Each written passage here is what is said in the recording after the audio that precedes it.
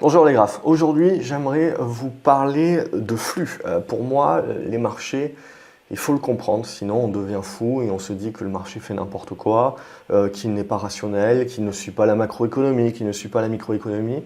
Il faut comprendre que au-delà de la psychologie, et donc c'est inhérent, c'est une question de flux. Et donc l'argent, euh, il est là, il est important et il cherche à se placer.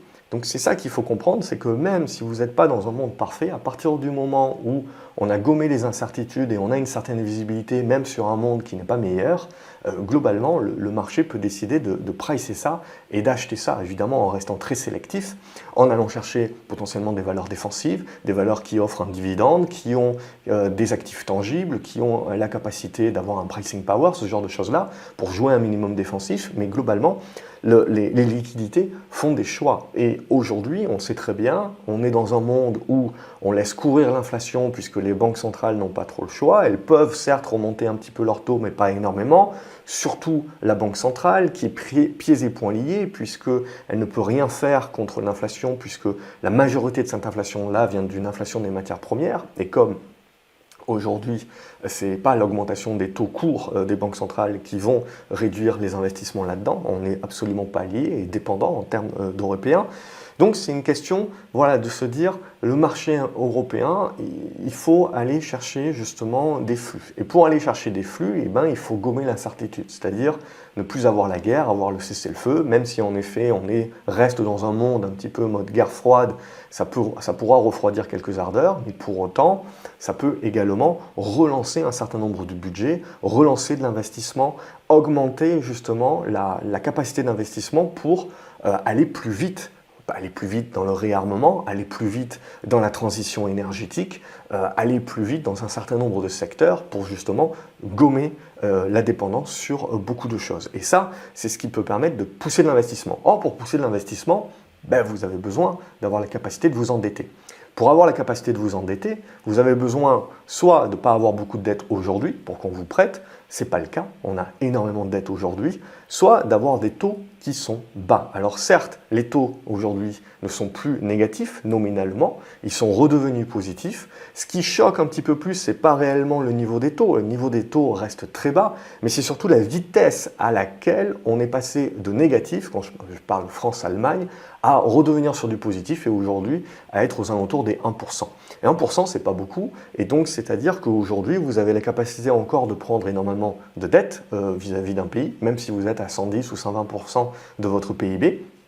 Mais pour autant, vous avez des taux qui, au fur et à mesure, sont à 1%. Ne pas oublier également que la majorité des pays, la majorité des entreprises ont profité du Covid et de taux négatifs notamment, ou pour les entreprises très légèrement positifs, pour se refinancer, pour renégocier leurs dettes. Ce qui fait que ce n'est pas tout de suite aujourd'hui qu'elles sont pieds et poings liés avec une remontée des taux, elles ne sont pas asphyxiées puisqu'elles ont encore de l'argent.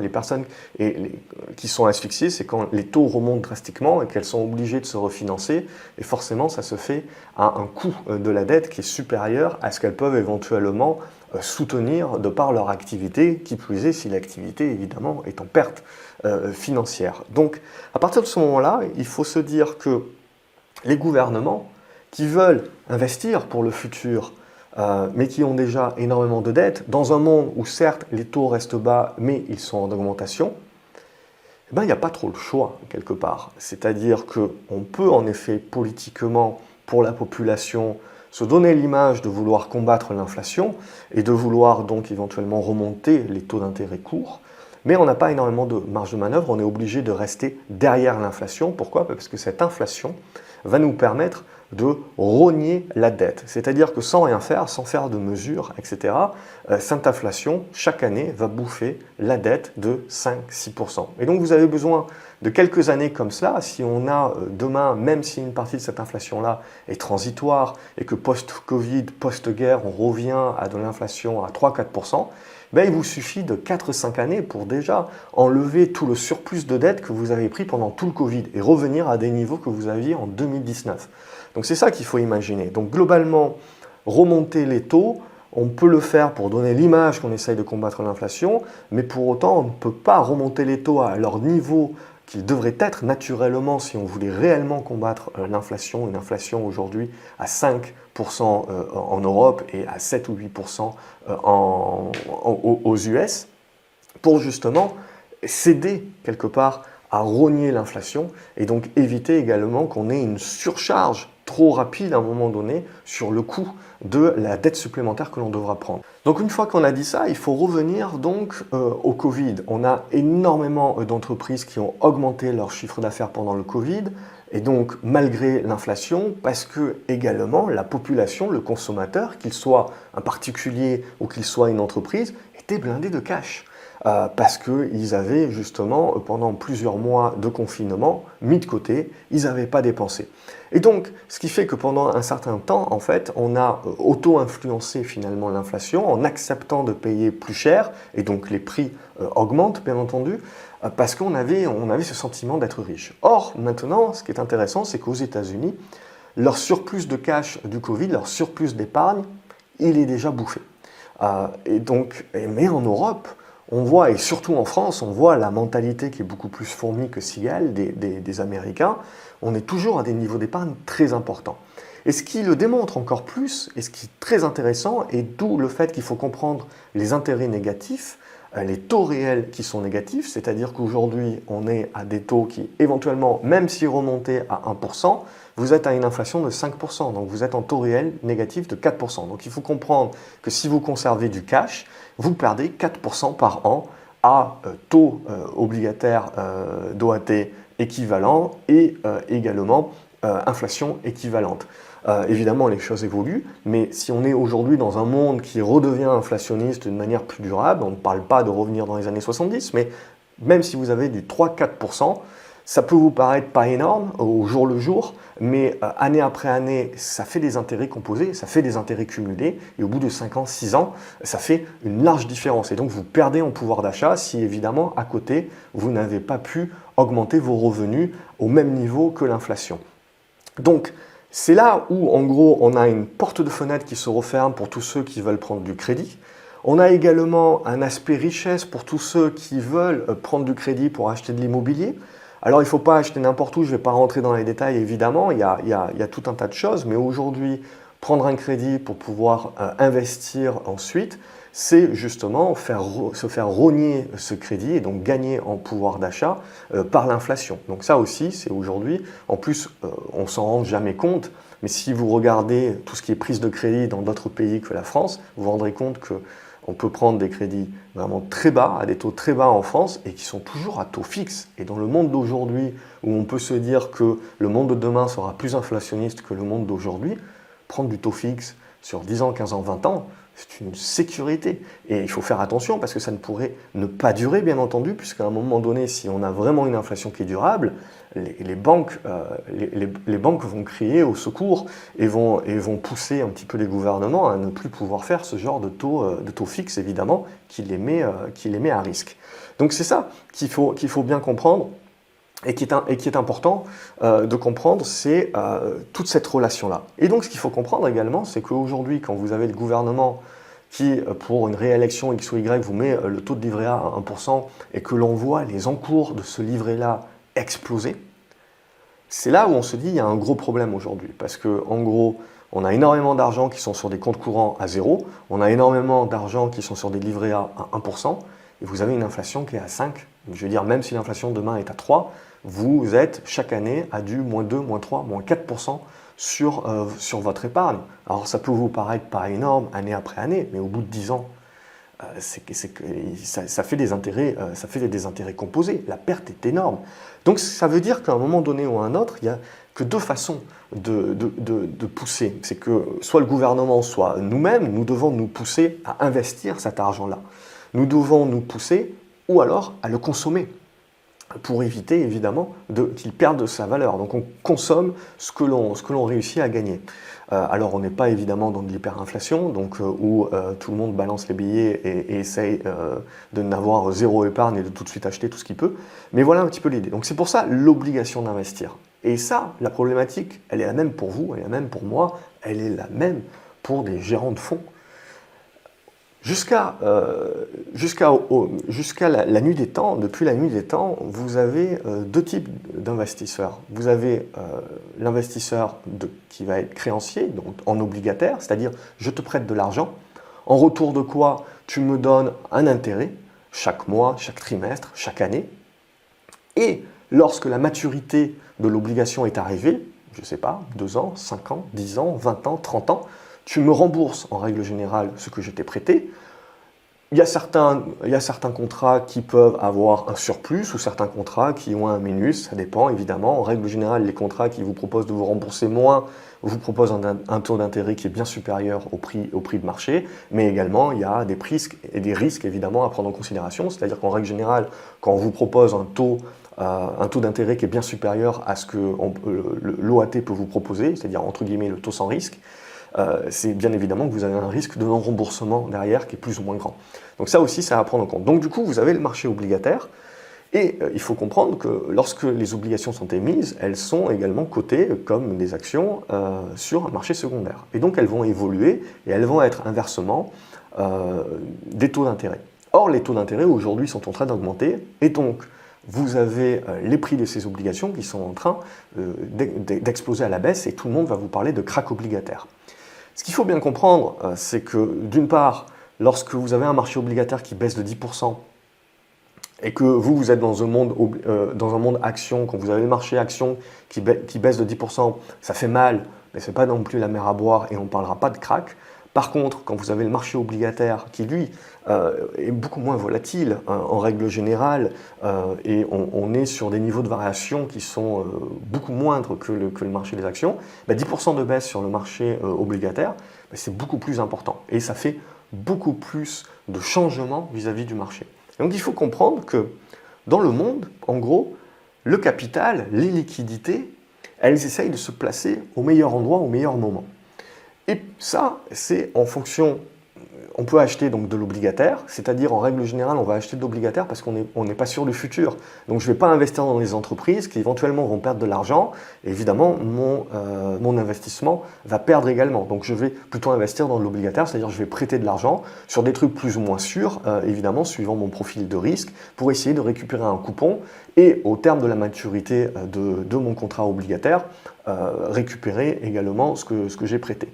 Je peux également décider de vendre mon obligation sur le marché avant la fin de sa maturité et une autre personne peut décider de m'acheter une obligation en cours de vie également. Ça, en règle générale, évidemment, ça se fait quand on est plutôt dans un monde déflationniste, évidemment, et que les taux sont en train de baisser et que donc les vieilles obligations sont plus intéressantes parce qu'elles versent un coupon d'intérêt qui est supérieur au taux sans risque à aujourd'hui que les nouvelles obligations qui sont créées avec des taux de coupons inférieurs. Donc là, on est dans le monde inverse, c'est-à-dire que les obligations qui seront créées aujourd'hui et demain vont proposer des taux qui sont supérieurs par rapport aux taux qui étaient proposés les mois et les années précédentes. Ce qui veut dire qu'en gros, les vieilles obligations ont moins de valeur puisqu'on essaye de s'en séparer pour essayer d'aller acheter des nouvelles obligations qui rémunèrent plus.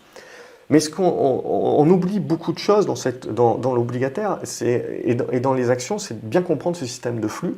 C'est-à-dire que très souvent, on va se dire « ouais, mais les actions, le monde n'est vraiment pas sûr, etc. » Et donc, on se dit « les actions n'ont aucune raison de monter. » Mais quand vous avez un monde qui est inflationniste et donc qui fait baisser le prix des obligations, vous avez également beaucoup de hedge funds, etc. qui vont chercher à sortir justement de leurs actions, à sortir de leurs obligations, mais pas tout évidemment, mais ils vont sortir une partie et ils vont trouver plus intéressant d'aller l'investir sur du non-cyclique, sur des valeurs défensives, sur des valeurs qui rémunèrent un taux d'intérêt qui va être supérieur à ce qu'elles peuvent trouver sur l'obligataire, en partant du principe également qu'elles ont besoin de se protéger contre l'inflation et que donc elles ont besoin d'aller chercher un rendement, une prime de risque aujourd'hui qui est plus intéressante sur le marché des actions que sur le marché obligataire et donc essayer d'aller chercher du 5-6% de rendement pour essayer au moins de contrecarrer l'inflation.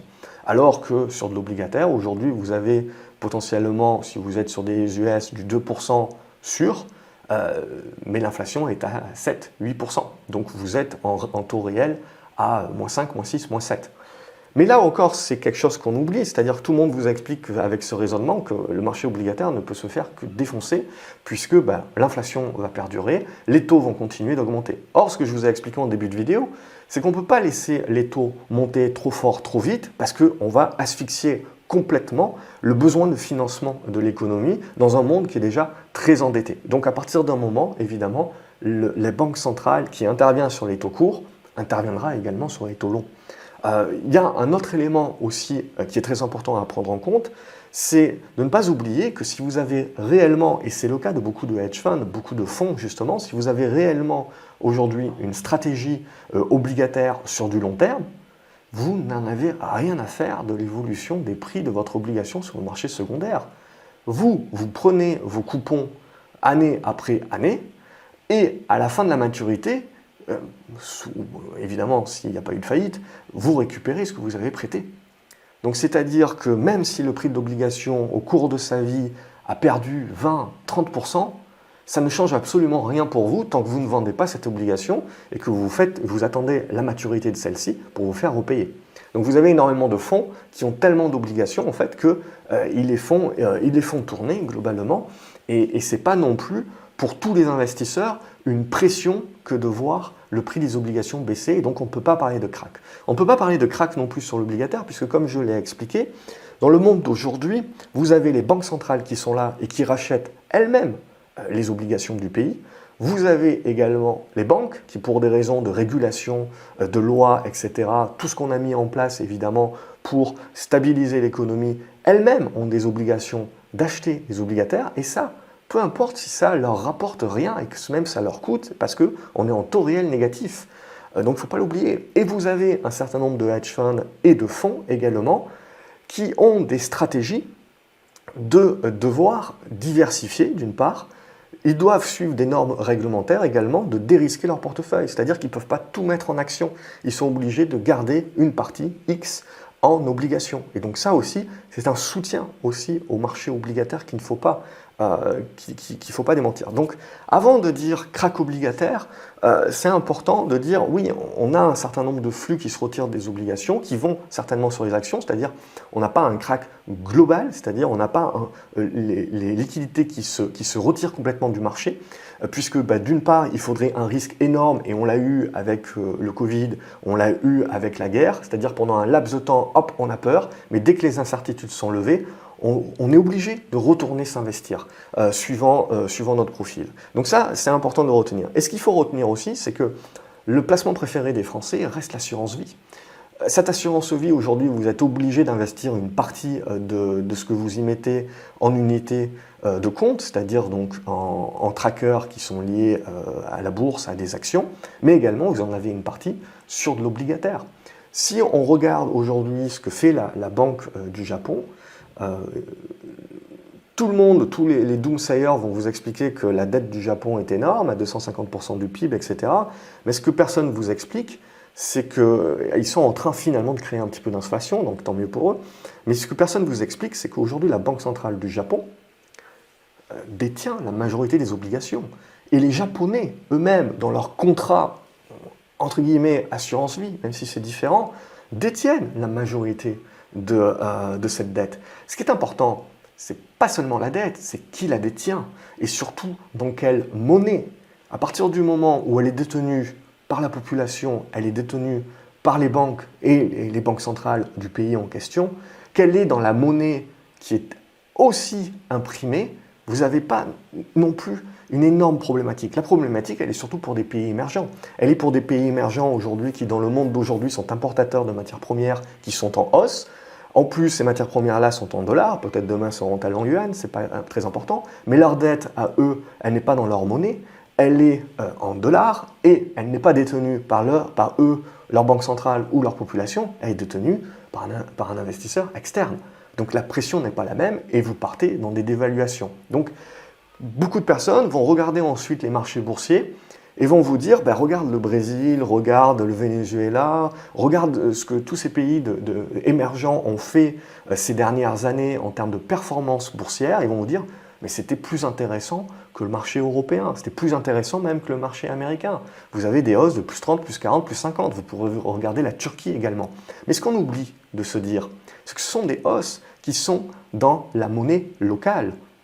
C'est-à-dire c'est d'autant plus intéressant pour vous d'y investir parce que vous avez un pouvoir d'achat qui est décuplé si vous êtes en euros ou si vous êtes en dollars. Mais pour l'investisseur turc, par exemple, qui lui a pris une crise, a pris une dévaluation, la hausse finalement des actions ne fait que couvrir totalement ou pas très loin finalement la perte qu'il a eue de dévaluation de sa monnaie. Donc la bourse, on le voit sur ces pays-là, est bien aussi une protection de l'inflation. Ce n'est pas nécessairement une protection totale, mais c'est une protection. Au niveau de l'obligataire, soit vous avez une vue très long terme, soit l'augmentation des taux, l'augmentation de l'inflation fait que vous avez vos prix de vos obligations qui baissent évidemment. Et donc si vous avez un besoin de les revendre, évidemment, vous n'êtes pas bien. Donc c'est pour ça que vous avez également des obligations indexées sur l'inflation.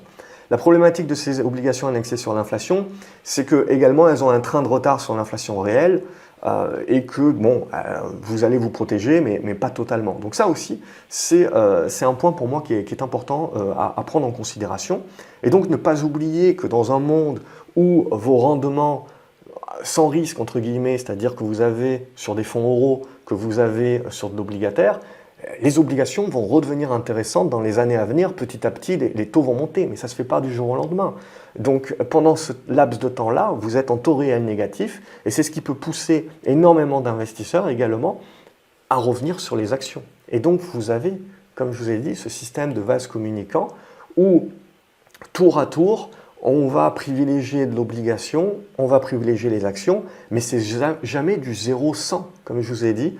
Vous avez tout un tas de normes, de règles, etc., qui font qu'on n'est jamais réellement dans un crack global où on retire tout, ou alors on est vraiment en mode vraiment deep crise, c'est-à-dire en mode subprime, ou en mode début du Covid, quand on ne savait absolument rien et que c'est la panique. Et donc, même si ça doit nous coûter de l'argent d'avoir du cash, on préfère retirer le cash maintenant, que ça nous coûte un petit peu d'argent, mais au moins on sait combien, alors que sur les marchés boursiers, etc., quand on est dans la pleine incertitude et qu'on est dans des vrais cracks, on ne sait absolument pas si, sur le marché obligataire, on se fera rembourser. Donc on préfère vendre même à perte des obligations, mais au moins on récupère quelque chose. Et sur les actions, on ne sait pas si les entreprises survivront, etc. Donc voilà un petit peu la physionomie qu'il faut avoir et la réflexion qu'il faut avoir de ce pendule. Quelque part, de ces différentes forces, et ce sont des forces avant tout de flux. Et donc il ne faut pas, à mon sens, dire que la bourse ne comprend rien, que les marchés sont décorrélés de l'économie. C'est des questions de macro. À court terme, on peut le penser. Mais en fait, ce que le marché est en train de faire, c'est qu'il est en train de construire petit à petit son cycle de plus long terme. Et vous avez des intercycles au milieu. Donc c'est ça pour moi qui est important de comprendre, et de comprendre derrière que tout n'est que flux. Et ces flux, ils se battent entre obligations, actions, et ils se battent entre pays, entre zones géographiques, entre secteurs d'activité. Et c'est pour ça qu'on parle de sélectivité, c'est pour ça qu'on parle de rotation sectorielle, ce genre de choses-là. C'est pour ça que les monnaies, encore plus aujourd'hui dans la sortie de la crise Covid, où on voit les banques centrales qui ne réagissent absolument pas de la même manière, c'est là où on rentre dans une guerre des monnaies, et c'est là où c'est très important également, puisque ça va nous permettre, et dans des crises énergétiques également où les importateurs sont perdants par rapport aux producteurs, c'est là également où on a des rebrassages de ce qui va être finalement, on va dire, surpondéré et ce qui devra être sous-pondéré. Donc c'est là aussi toutes mes vidéos où je parlais des stratégies de tracker, etc., qui sont très bien lorsque tout le marché est dans une même tendance. Mais là, on re-rentre éventuellement dans un monde, et ça ne se fait pas du jour au lendemain évidemment, mais on re-rentre dans un monde justement où vous avez un besoin de plus de sélectivité. Et c'est là où un investisseur actif, je pense, peut aller chercher de la surperformance.